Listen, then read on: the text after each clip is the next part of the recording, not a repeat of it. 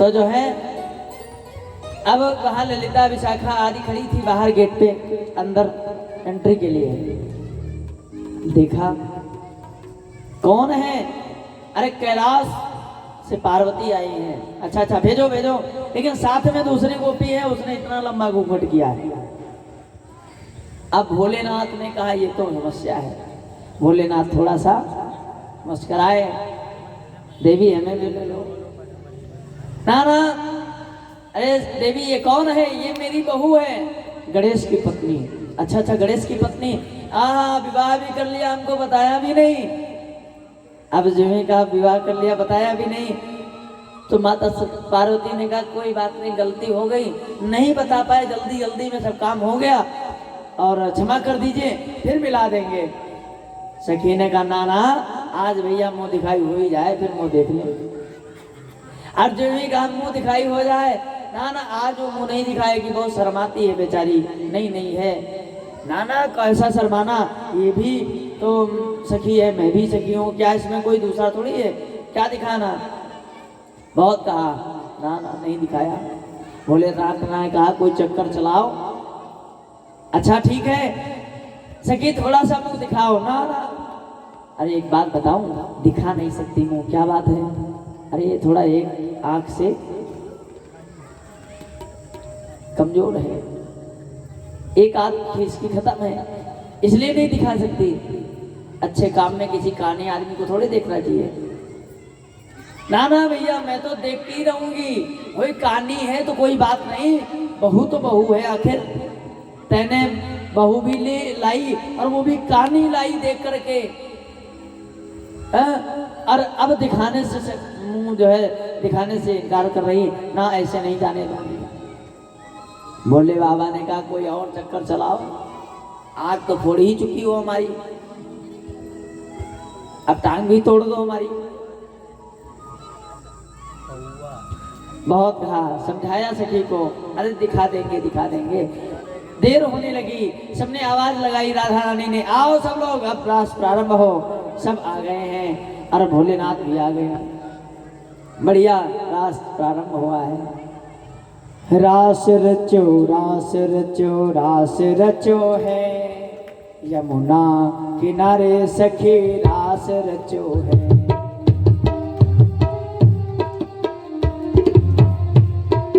यमुना किनारे सखी रास रचो है, रास रचो रास रचो रास रचो है। यमुना किनारे सखी रास रचो है, रास रचो रास रचो रास रचो है। यमुना किनारे सखी रास रचो है।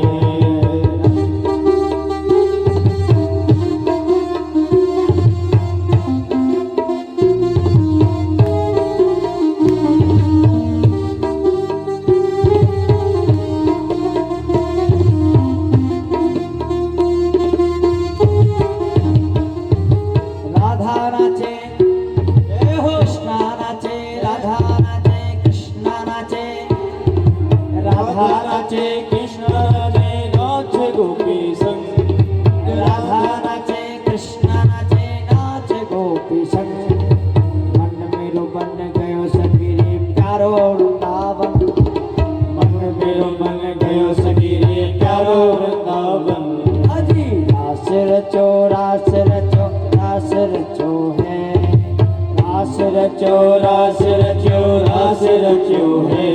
यमुना किनारे सखी रास रचो है, ओ यमुना किनारे सखी रास रचो है। रास रचो रास रचो रास रचो है। यमुना किनारे सखी रास रचो है।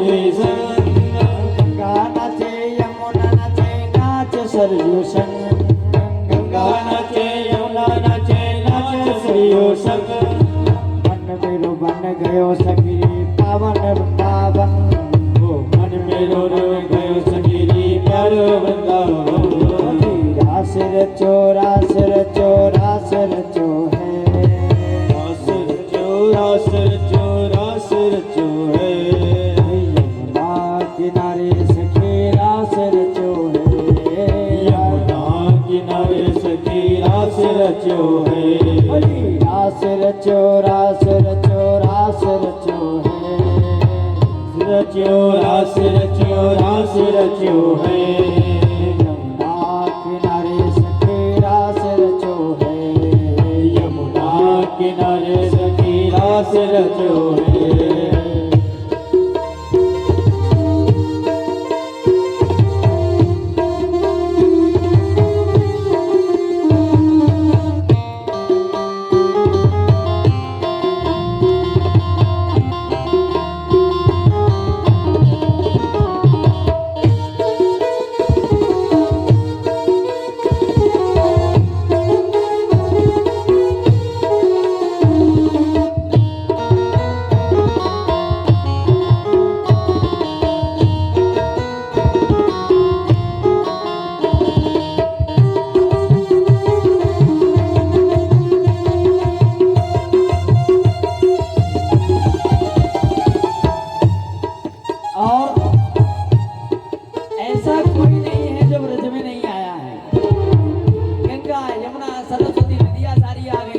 सारी देवियां आ गई।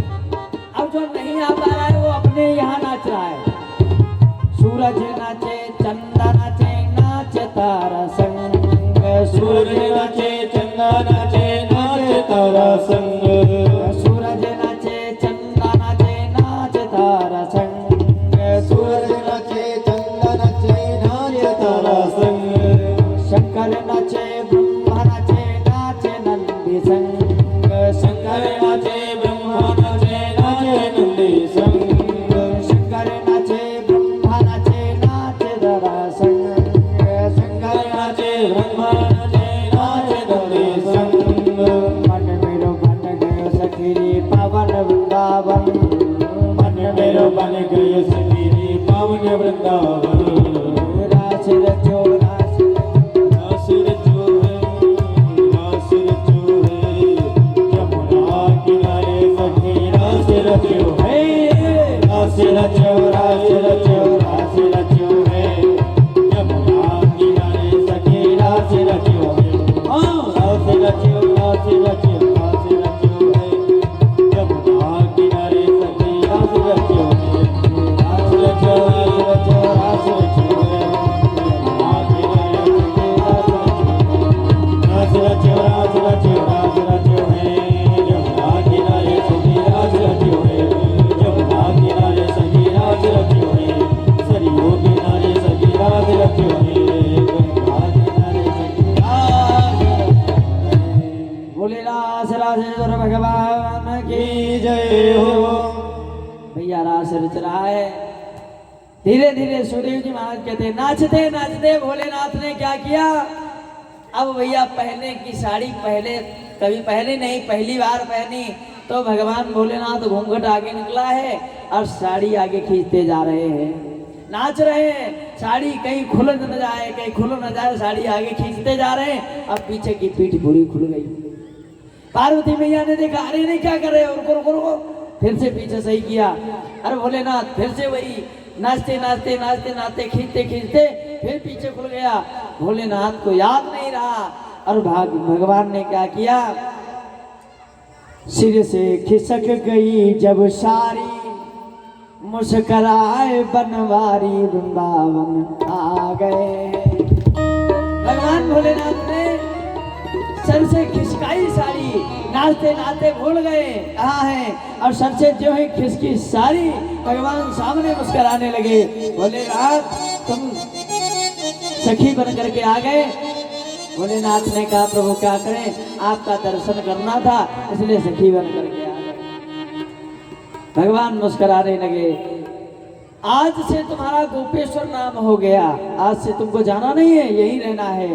बोले गोपेश्वर भगवान की। वृंदावन में ही भोलेनाथ बस गए, गोपेश्वर नाम हो गया भोलेनाथ का।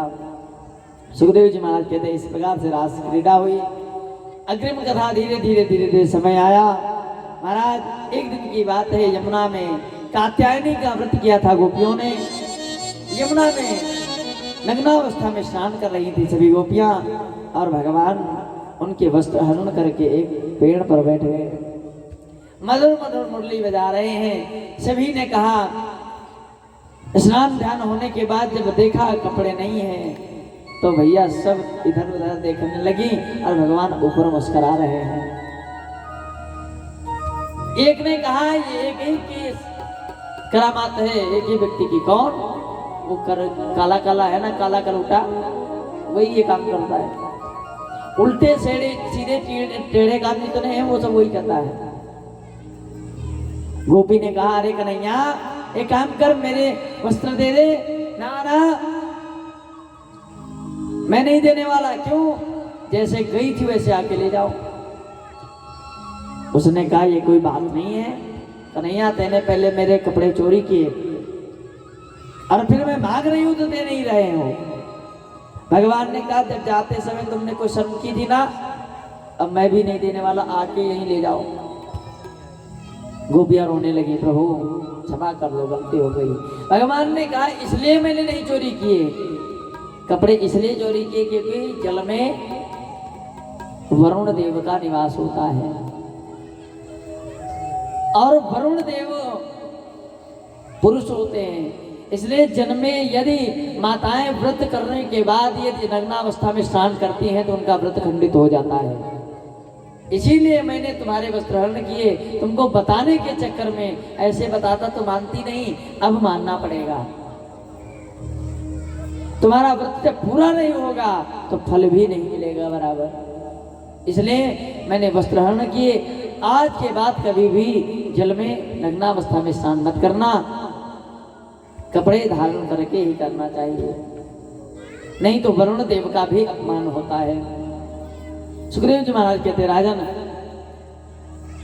सभी गोपियां कहती तू तो टेढ़ा ही है। अरे तुझे बताना था तो जब मैं बाहर आ जाती तो बता देते।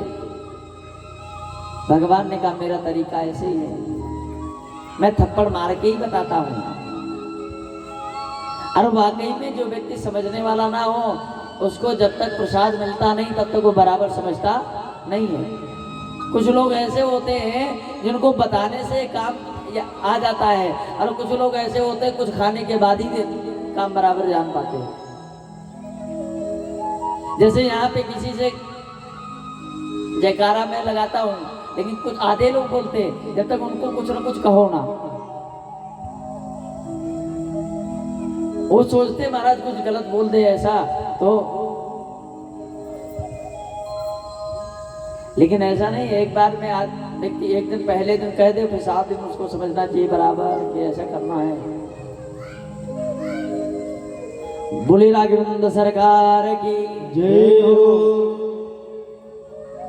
भगवान ने हाथ इसीलिए बनाए कि हाथ उठाओ, और हाथ उठाने का मतलब क्या होता है? क्या मतलब होता है?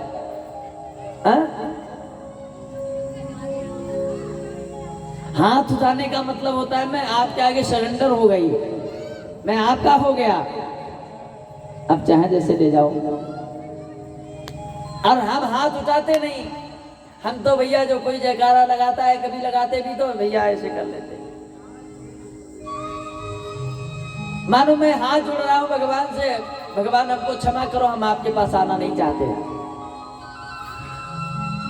ऐसे करने का मतलब ये है, हाथ जोड़ने का तरीका ये है, माला जपने का तरीका ये है, और भगवान के पास जाने का तरीका ये है। सबकी मुद्राएं बनाई भगवान ने। इसलिए भगवान के दरबार में जब कभी सत्संग हो, भजन हो, कीर्तन हो तो क्या करना चाहिए? जब कभी जयकारा लग जाए तो अपने आप हाथ उठा दो। क्यों? हमें भगवान के पास जाना, भगवान को हमारे पास थोड़ी आना है। उसको जो कुछ चाहिए वो सब ले लेता है। हमको लेना है भगवान से, इसलिए भगवान को अर्पित करो, समर्पित कर दो अपने आप को। गोपियों ने कहा प्रभु कोई बात नहीं, गलती हो गई। भगवान ने कपड़े दिए हैं, गोपियों ने सब कपड़े पहने। गोपियों ने कहा तू टेढ़ा तेरी टेढ़ी रे नगरिया,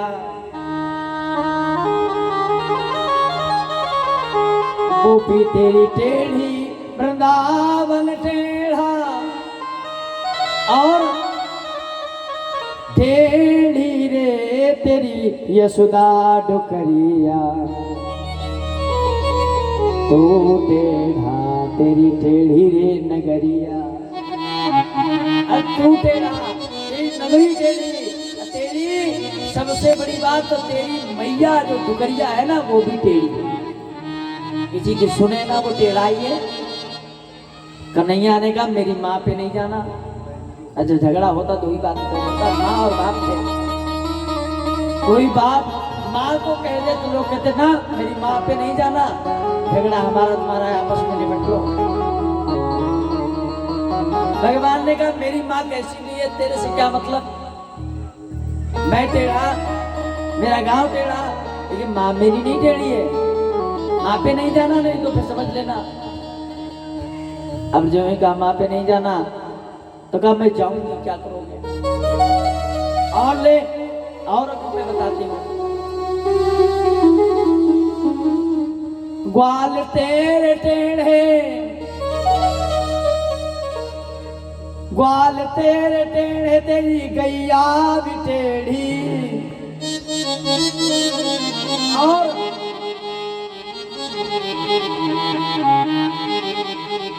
और कौन टेढ़ा। टेढ़ो रे तेरे बाबा डुकरवा, अरे तेरे बाबा है ना वो भी टेढ़ा।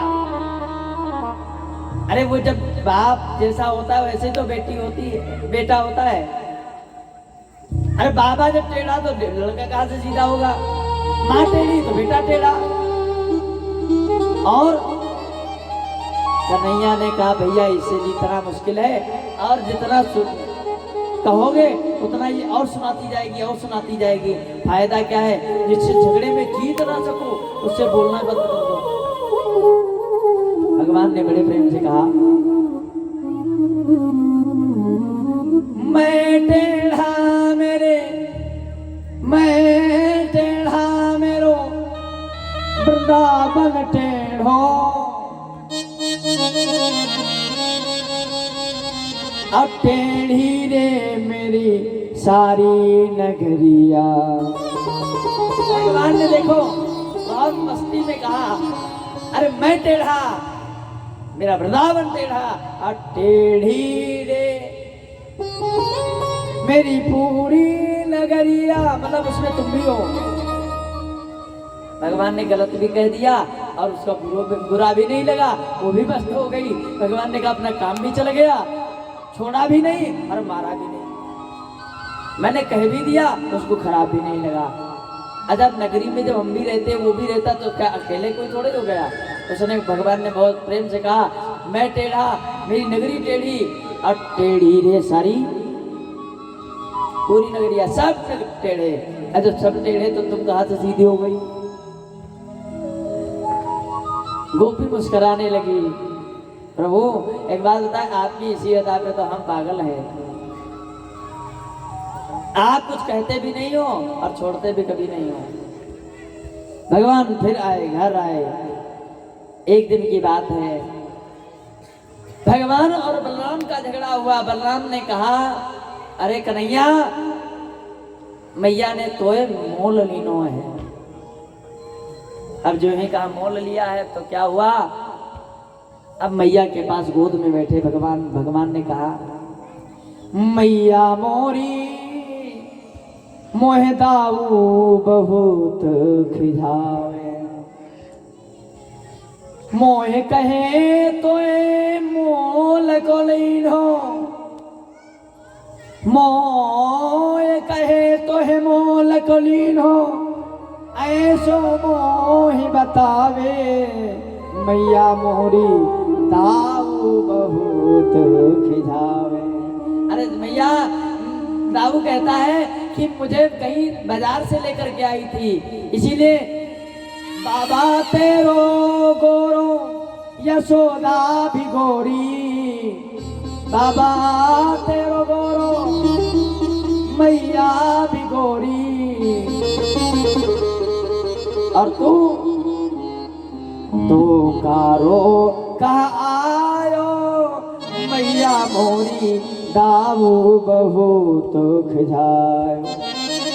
अरे भैया मैं दाऊ बहुत खिलाता है, मैं तो बाजार से लाया तुझे।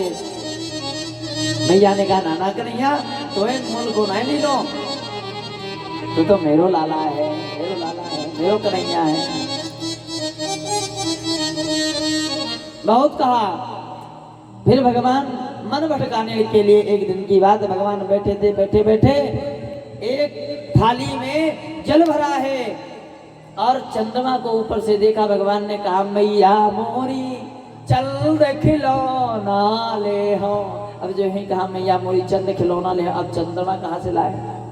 देख सखी ने क्या किया, एक थाली में जल भर दिया और जल भर करके उसमें जब चंद्रमा दिखाई पड़ा, भगवान से कहा इसी में खेलो। भगवान उसमें मगन हो गए।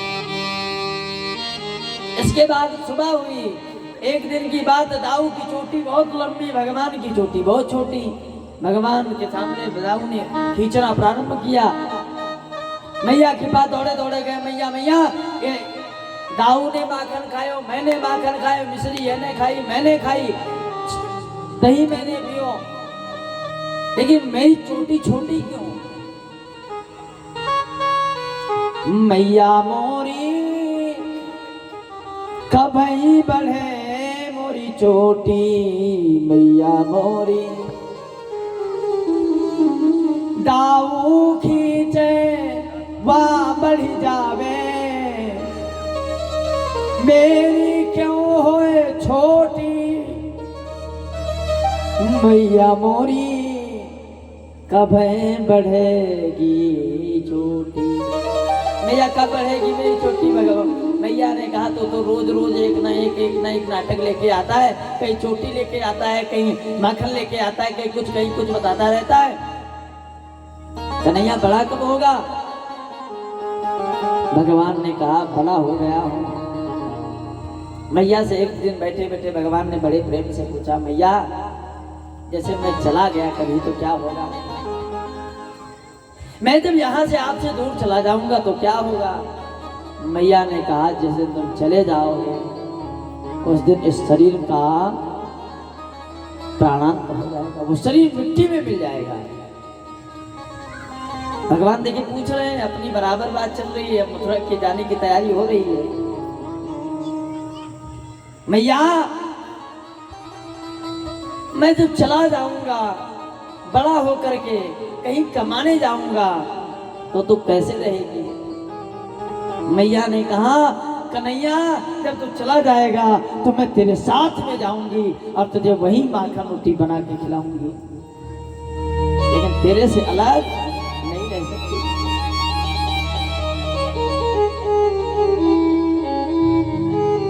यदि चले गए मोहन मैं जी ना पाऊंगी, तेरी याद में रो रो कर मैं मर भी जाऊंगी। जब चले गए और छोड़ करके गए तो महाराज मैं मर जाऊंगी तेरी याद में, लेकिन इस शरीर का फिर दोबारा यहाँ आगमन नहीं होगा। क्यों? हम तुमको देख करके जिंदा है।